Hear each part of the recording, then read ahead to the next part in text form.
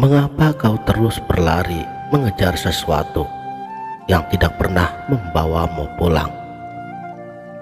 Kau lelah bukan? Jiwamu letih, duniamu bising, dan di dalam dadamu ada ruang hampa yang sepenuhnya tak pernah bisa kau isi. Kau mencari ke sana kemari, mengetuk setiap pintu, membaca setiap buku, berguru pada ribuan kata-kata. Tapi sekarang berhentilah sejenak, tutuplah kedua matamu, singkirkan ego dan semua topeng yang kau pakai di hadapan manusia. Mari kita bicara dari kedalaman jiwa. Salam Sang Sejati. Tahukah kamu apa yang membuat hatimu seringkali terluka? Itu karena kau meletakkan keabadian pada sesuatu yang sifatnya fana. Kau memaksa dunia yang rapuh ini untuk menjadi penopang kebahagiaanmu. Ingatkah apa yang pernah dibisikkan oleh Syekh Abdul Qadir Al-Jailani, sang sultan para wali? Kata beliau, letakkanlah dunia ini di tanganmu, jangan di hatimu. Tapi sayangnya, apa yang kita lakukan? Justru kita melakukan sebaliknya. Kita menggenggam dunia begitu erat di dalam hati, sehingga ketika dunia itu bergeser sedikit saja, runtuhlah seluruh kedamaian di dalam dada. Tanpa sadar, kita menjadi budak dari apa yang kita miliki.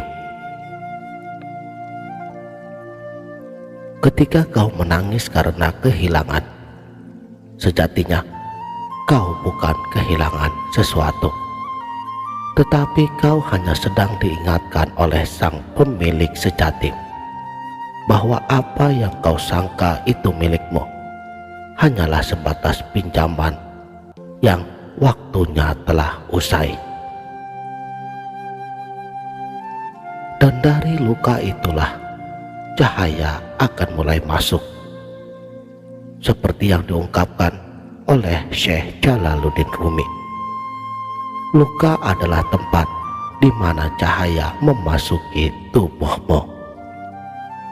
Makanya janganlah membenci lukamu, janganlah kau kutuk rapuhmu, karena melalui keretakan itulah kesombonganmu hancur, dan cahaya sang guru sejati mulai merembes masuk, mengisi ruang-ruang sepi di dalam hatimu.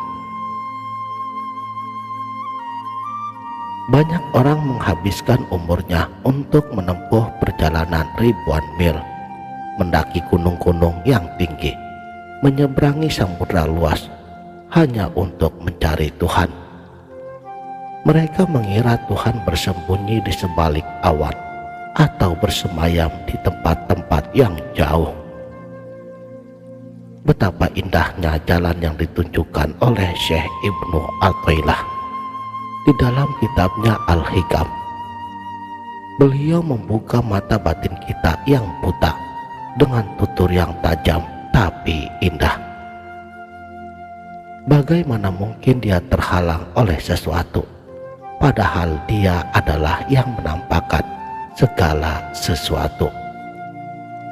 Bagaimana mungkin dia terhalang, padahal dia ada bersama segala sesuatu? Tuhan tidak pernah bersembunyi darimu. Kamulah yang bersembunyi darinya di sebalik dinding ego dan nafsumu. Kau terlalu sibuk melihat dirimu sendiri, sehingga kau gagal melihat Dia yang menatapmu tanpa sedetik pun berpaling. Sang guru sejati di dalam dirimu tidak berbicara dengan bahasa lisan. Ia berbicara melalui kesunyian kolbu Makanya, jika kau ingin mendengar suaranya, senyapkanlah terlebih dahulu bisingnya duniamu. Redam dulu ambisimu. Perjalanan ini akan membawamu pada satu muara yang mendalam. Di sanalah Syekh Mansur Al-Halaj dalam ekstasi spiritualnya yang menggetarkan peradaban pernah berkata, "Aku melihat Tuhan dengan mata hatiku. Aku bertanya, siapakah engkau?" Dia menjawab, "Engkau." Tentu, ini bukan tentang menyamakan makhluk dengan Sang Pencipta. Ini adalah tentang lenyapnya dirimu, tentang fana, hingga yang tersisa di dalam hatimu hanyalah kehendaknya, kasihnya, dan cahayanya. Yaitu ketika dirimu tiada, maka dialah yang nyata. Lalu bagaimana kita bisa sampai pada makom atau tingkatan seperti tersebut? Jalannya hanya satu, cinta. Tapi bukan cinta yang menuntut balasan, bukan cinta yang penuh dengan syarat dan ketentuan, melainkan cinta yang tulus, cinta yang murni, cinta yang pasrah secara total. Mari kita renungi warisan rasa dari sang ibu para sufi, Robiah Al-Adawiyah. Dalam keheningan, ketika manusia tertidur lelap, ia tegak berdiri di atas sajadahnya dan mengadu kepada langit dengan doa yang meremukkan seluruh keangkuhan ibadah kita. Ia berbisik, "Ya Allah, jika aku menyembahmu karena takut nerakamu, bakarlah aku di dalamnya. Dan jika aku menyembahmu karena mengharapkan surgamu, haramkanlah surga itu bagiku. Tapi jika aku menyembahmu demi engkau semata, maka janganlah engkau menafikan aku daripada memandang keindahanmu yang abadi." Renungkanlah, wahai saudaraku sang sejati, jiwa-jiwa yang haus. Sudahkah ibadah kita itu murni? Ataukah kita selama ini hanya sedang bertransaksi dengan Tuhan? Kita meminta pahala untuk ditukar dengan surganya.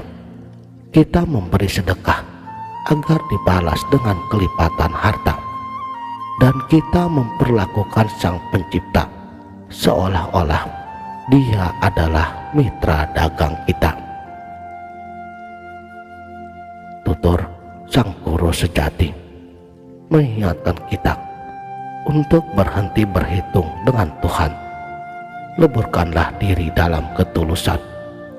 Ketika kau mencintainya melebihi ketakutanmu dan melebihi keinginanmu, maka dunia ini akan mengejarmu dalam keadaan tunduk. Kau tidak lagi butuh mencari ketenangan, karena ketenangan itu sendiri yang telah memilih untuk tinggal di dalam dadamu. Kini, perjalanan kita telah sampai pada muara, di mana semua air sungai harus melepaskan identitasnya sebagai sungai dan kembali melebur menjadi samudra yang luas tanpa tepi. Siapkah kamu? Itulah kematian sebelum kematian. Matikan ego sebelum jasad dimasukkan ke dalam liang lahat. Imam Al-Ghazali, sang hujatul Islam, beliau setelah mengarungi samudra ilmu dan filsafat, akhirnya menemukan bahwa puncak dari segala pengetahuan adalah ketika hati ini bersih dari selainnya. Dan beliau juga telah mengingatkan kita.